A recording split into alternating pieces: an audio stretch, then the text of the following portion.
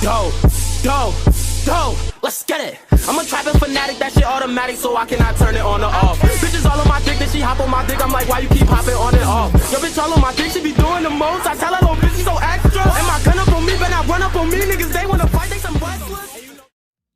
Blue Lock's players are suiting up in their own locker room, where we see them worried.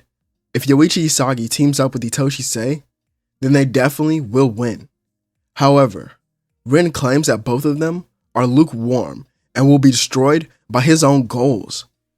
They finish suiting up and go into the hallway, where Yoichi Isagi would greet them.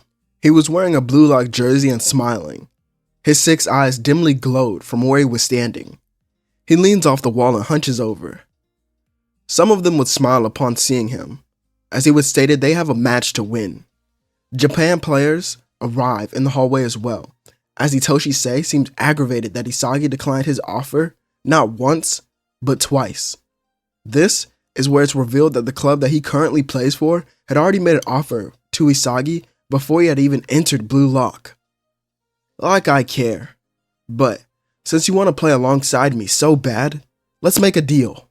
If I win here today, then you'll join Blue Lock.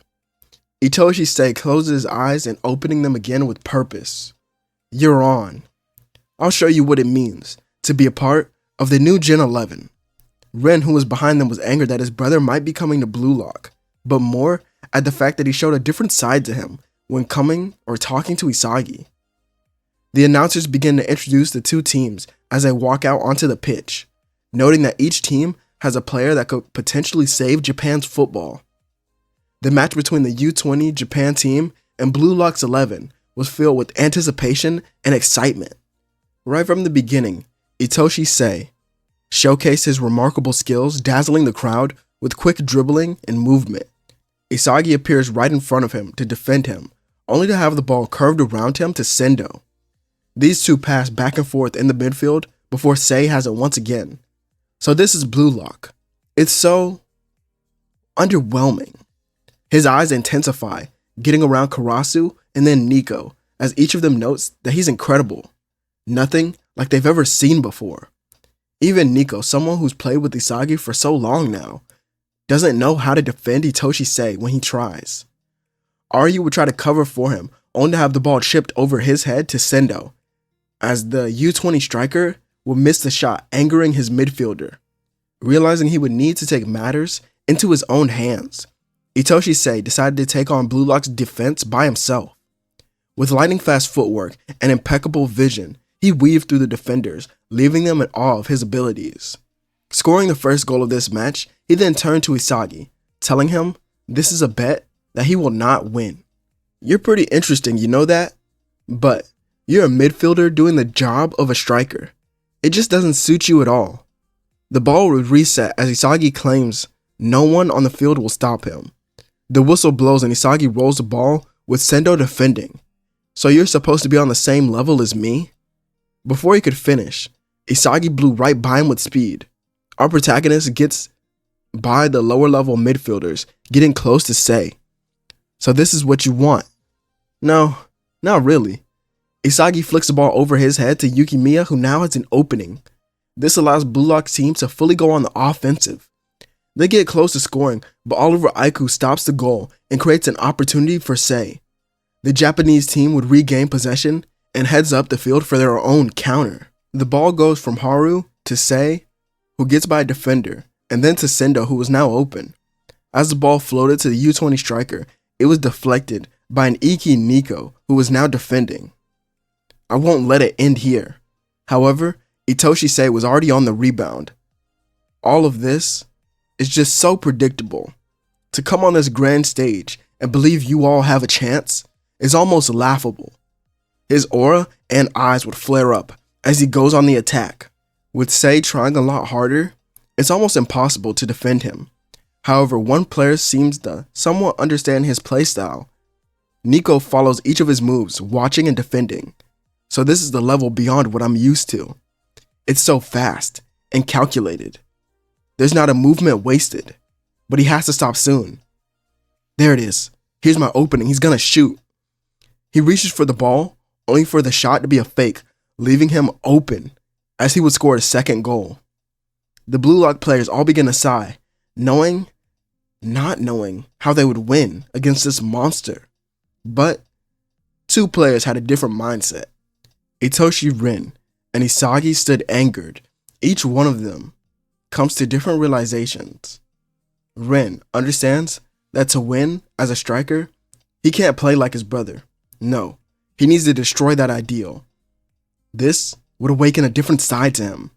As for Isagi, he wonders if he was truly gifted in the sport of football, as it seems there are so many others in the world just as gifted, if not more than him. Still, they didn't have a chance to counter since it was already halftime, with the score being 2-0. Jinpachi Ego would look towards the bench, but decides not to sub the players he had in mind just yet. He has a feeling that Blue Lock is about to go through another development. We wouldn't get to see what happens in each locker room, but Shido doesn't get subbed in either since they were already winning. Itoshi Sei states that their victory is guaranteed. Now, as the match continues, we see a different Rin standing with the ball at his feet. His eyes seemed darker, and his expression was that of a madman losing his mind even further. That face. I haven't seen you make that face in a while. Shut up, you shitty big brother. The whistle blows, and Rin runs ahead, dominating whoever appeared in his way until he gets to his brother. The two battle it out over and over, with Rin doing very well, but this version of his brother was just on a different level entirely. He kicks the ball out from his feet, but Rin body blocks him, allowing Nagi to recover it. Well, I guess it's time for Japan to know my name as well. He dribbles the ball by a defender using a trapping style, which allows him to get wide open. Blue Lock can push even further with their offense, but can't come up with the shot opportunity. This angers their players, who are being forced to just shoot, but they keep getting it blocked, which would all lead to their first corner kick of the game. The one to take it would actually be Kira, as he stands tall, scanning the field, trying to find their best option. But who could that be? Rin was heating up, and maybe a goal would push him to the next level. Nagi could also easily score with his trapping, as well as Yukimiya, who was being lightly guarded. All these thoughts rang through his mind, until we see Ego putting his hands together while smiling. There you are, my only polished gem. Go and shine to the world. The world spins slowly around the stadium, with a shining light appearing around Isagi. He exclaims that there is no other hero or savior for Japan. He is it. He will become the best striker no matter what it takes. The one that the world needs is him. Kira could now see it, a goal that would spark a new life in Japan's football. He sends a curved cross towards the center, as all the players would jump, aiming for it, only for some of them to then realize the type of curve that the ball has on it. It goes to the outside of the box, to Isagi, who appears catching it on its bounce. He states that this is his new hollow purple shot. The ball rockets into the net as Isagi turns around with his arms out before it even goes in. You all may be gifted, but that's just a sliver of talent. His six eyes begin glowing as he smiles even further. Throughout the heavens and earth, I alone am the honored one. Itoshi Sei looks at Isagi and begins to realize something. This is the true striker from the new Gen 11. He's finally awakened on this grand stage, and now he couldn't disappoint. On many attacks, Isagi played defensively against Sei, blocking off his dribbling and his shots. The two somehow seemed equal in just this short of time. Adding on, Rin in his flow state would disrupt their battle, stealing it or poking it out on multiple occasions. As for the offense, Isagi displayed a new ability with his six eyes. They now evolved because of his awakened state, allowing him to read the true intentions of players around him. Now, he could steal or feel the shift in someone's plans for a goal or while they're dribbling. Time and time again, this led our protagonist to scoring. Even with Itoshi Sei entering his own flow as well, Isagi was just too much. Because of his true limitless and honored one flow, Isagi couldn't be touched on the field. Not even a body block could even stop him. Even for Aiku, he stood useless as Isagi would just shoot before letting him get close. The match swiftly ends as Isagi leads them to another victory with a hat trick, allowing the entire football world to now see what Japan has to offer with Blue Lock. Time passes along, with Blue Lock making their own changes to many things as well.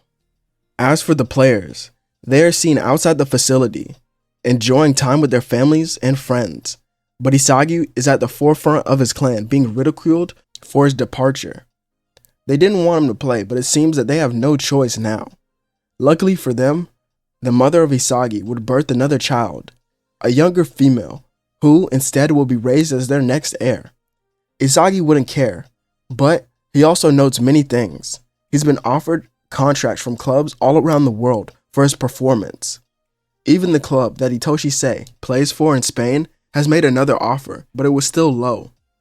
Isagi doesn't care for it and will forge his own path, with Blue Lock sending out their texts to return to the facility. Now, things would really heat up. As he returns, he notices many familiar faces from the U20 team, as even Itoshi Sei was there. With Blue Lock now beginning something else. Ego explains what's going to happen now. Thanks to their performance, they can now start the Neo-Egoist League, where their environments would dictate how they grow as a player. The nations and clubs that they could play for appear on the screen, along with their masters.